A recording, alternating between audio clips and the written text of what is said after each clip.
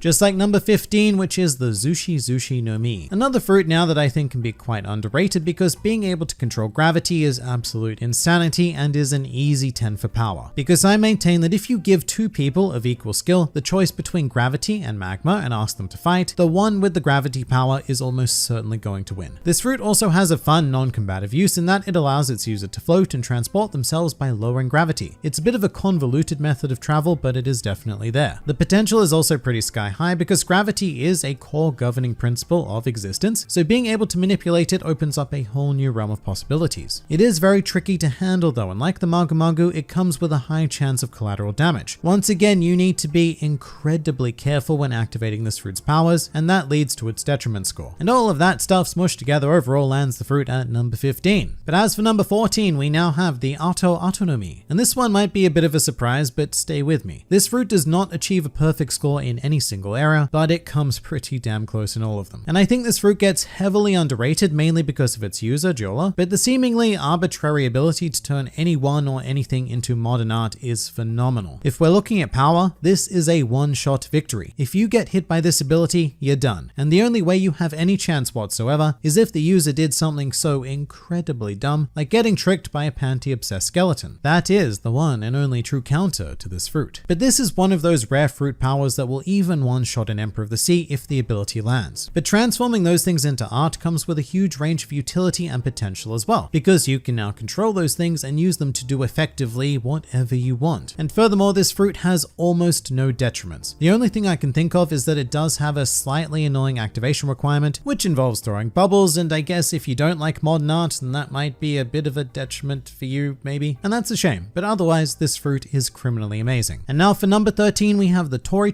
no Mi Model Phoenix. Scoring the exact same as the Ato no Mi, we now have our second Zoan fruit, also a mythical brand, and let's address this first up. The only thing that really holds this fruit back is the power category. Due to the blue flames of the Phoenix holding healing properties, they do not deal any damage whatsoever to your standard combatant. And really the only thing that can are the Phoenix talons. And look, that isn't much. I mean, yes, you can increase the force of your own attack, but that depends more on the base power of the user without the fruit, so that's why it lands at a 5. Meanwhile, every other category is truly enviable. With utility, once again, the amazing benefit of flight easily carries the score to a 9, and then add all of the healing stuff on top of that and you cannot deny it a 10. And as a mythical, flying, magical creature, it also has a solid 10 for potential. And as for detriments, yeah, look, 1 point was taken away because it does require you to really rethink and restructure how you fight, because not only are you a bird now, you're a bird whose body can't deal damage. So consuming this fruit is not a straightforward deal, but at the same time, I think you can work with it. Now moving on to number 12, we have the Giro no Mi, which is quite possibly the most overpowered, forgotten about devil fruit in the series. And since you have probably forgotten about it, just a reminder that this fruit allows its user to see through everything, whether it be layers of physical matter or even deeper concepts like being able to selectively read minds. And to me, that ability is already enough for a 10 in utility, because no, you're not going to be able to create stuff like other fruits, but being able to read minds is a supreme ability that would initially activate God mode in your life, and it also gives you limitless potential, and that's just the mind reading aspect. But this fruit delivers on potential even more than that, because apparently the user of this fruit can also monitor all directions within a 4,000 kilometer radius. And to put this insanity into some sort of perspective, if you were to travel coast to coast across the United States, then that distance would be just under 5,000 kilometers. So the Giro no Mi would give you the power to see essentially anyone, anywhere, anytime, within essentially any country in the world that you just so happen to be in. So now the user of this fruit is effectively all-seeing and all-knowing, but can we have a third thing? Well, we sort of can, because have I mentioned whales? Apparently the Giro no Mi allows its user to create gigantic whale creatures out of tears, which are about as hot as smelting iron. Why does the fruit do this? I don't know, because it really doesn't fit quite into the theme of the other two powers, but really any one of these abilities would be amazing, and to have all three within one fruit is a mess. A shockingly powerful mess, mind you, which is why the Giro no Mi finds itself at number 12. As for number 11, we have the Mirror